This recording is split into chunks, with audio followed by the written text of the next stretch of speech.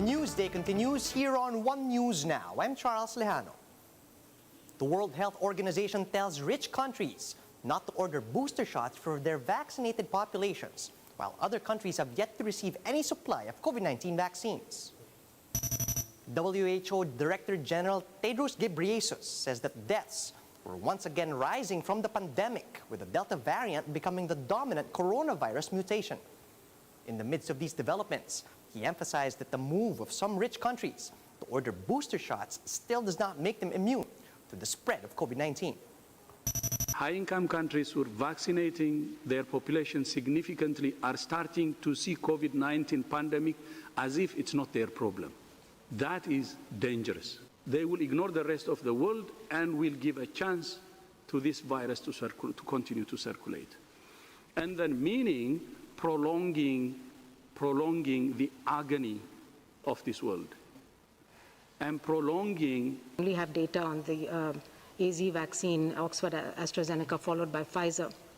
So it will be a chaotic situation in countries if citizens start, deciding when and who they should be taking a second or a third or a fourth dose. Back on the home front, an infectious disease expert is proposing to keep areas under general community quarantine until December.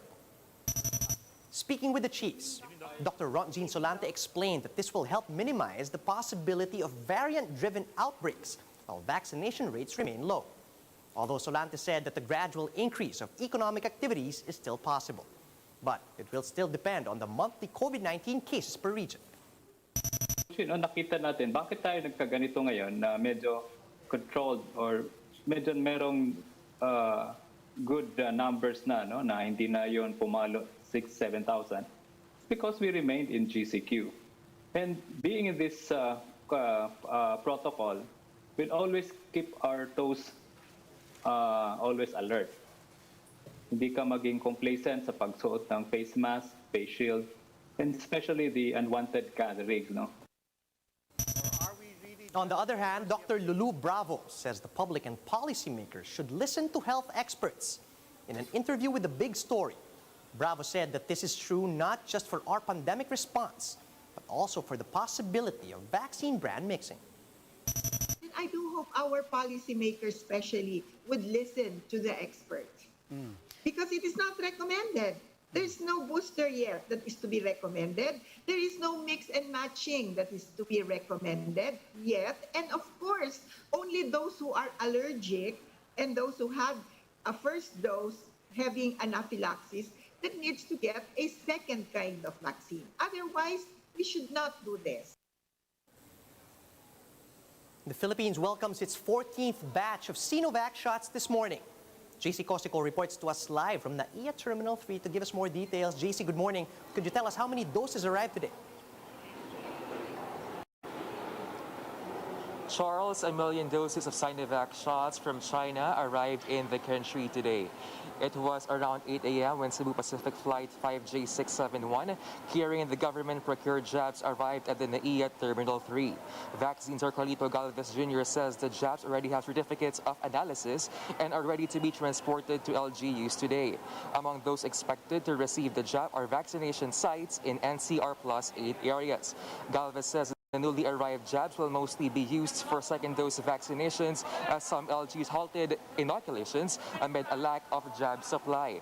To date, the country has received over 21.7 million doses of different vaccine jabs. Galvez also reported the Philippines has reached its highest vaccination output at over 375,000 yesterday, July 13. That's why he belied projections that the Philippines will be among the last countries to achieve herd immunity. He says current data doesn't provide this. As of July 11, the Philippines has administered 13.1 million jabs. Charles, more than a year into the pandemic, Galvez says the World Health Organization acknowledged the Philippines' response into it.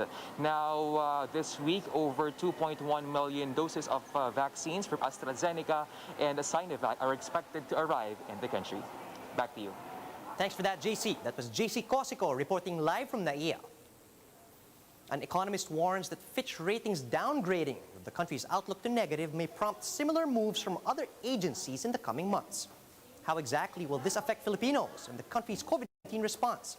One News business editor Regina Lay explains. Fitch Ratings is one of the 3 big agencies in the world that rates all countries' debt. The first thing to note is that it hasn't downgraded the Philippines' credit rating yet. Our credit rating remains a BBB, which is 1 notch above minimum investment grade. What Fitch did is lowered our outlook to negative, which means the economy is facing major risks, and so we are under close monitoring. And this is a big deal because it could trigger similar moves by the 2 other agencies, Moody's and S&P. Yeah, so I think the two of the big 3 come and follow with regard to outlook revisions from stable to negative. At the same time, I think that what really needs fixing is our economic engines. For now, Fitch Ratings will put us under review for roughly 18 to 24 months. If, at the end of it, they do decide to lower the country's credit rating, that would have 2 serious consequences. First, it will raise the interest rates on loans, both for the government and businesses, which means less money for social welfare programs, as well as economic support like the Ayuda from Bayanihan 1 and 2.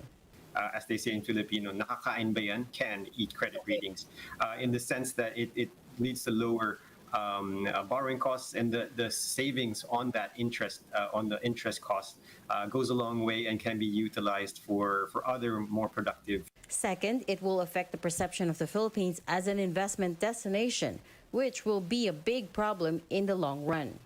At the moment, both the Finance Department and Bangko Sentral say they're not too worried about this revision.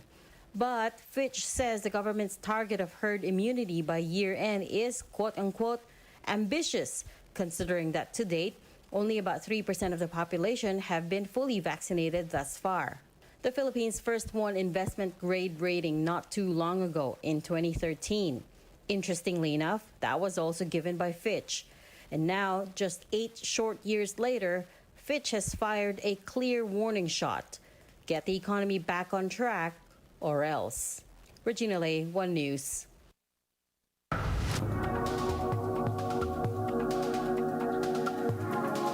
Apple is working on a new service that will let consumers pay for any Apple Pay purchase in installments over time. Bloomberg's Mark Gurman explains how this will work on Bloomberg Technology. How will this work? Yeah, thank you for having me. So you'll be able to, when this eventually launches, sign up for this, like you said, Apple Pay Later service. And the way it'll work is you'll go to a store or make an online purchase, and let's say it's $100.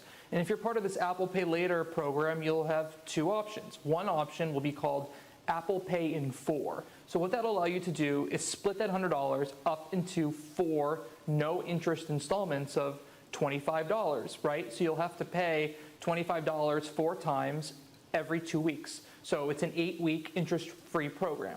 The other program is called Apple Pay Monthly Installments. This is a longer-term program. If you make a sizable purchase, thousands of dollars that you want to pay for through Apple Pay over several months. In that case, Apple will charge interest in APR, and Goldman will be the one handling that and the lender for those scenarios as well. Interesting, Mark. If you have an iPhone, I'm sure you've noticed it's increasingly easier to just use Apple Pay and make a purchase with zero friction, really. And I wonder what some of these other companies like Affirm and PayPal are going to have to say about it. Yeah, this is definitely going to be a new layer in Apple Pay. So the interesting part here is you can use any credit card that you have in Apple Pay already. You don't need to use an Apple Card, credit card with Goldman. You don't need to do a new credit application or anything like that. So it's going to be so seamlessly integrated that I'm not entirely sure why an iPhone user with Apple Pay wouldn't use this service over the competitors like Affirm, PayPal, and others existing today. Right, because with some of those services, you do get an additional credit check, which sometimes can impact your credit score. Obviously, it's great that Apple is making this easier for users, but I find it interesting that they're doing this in the midst of, you know, this antitrust scrutiny on how they run the App Store and Apple Pay in particular. Yeah, you know, the interesting thing to me in reporting this out is that Apple's terms are essentially identical to Affirm, to PayPal. This pay in 4 installments is essentially Or actually it is the same interest-free plan that every one of these competitors use. So it's not like Apple is beating them in any sort of functionality. So they are a true competitor. It's not like they're, going overboard or doing, better deals than the competitors. So I think that will give them more safe ground.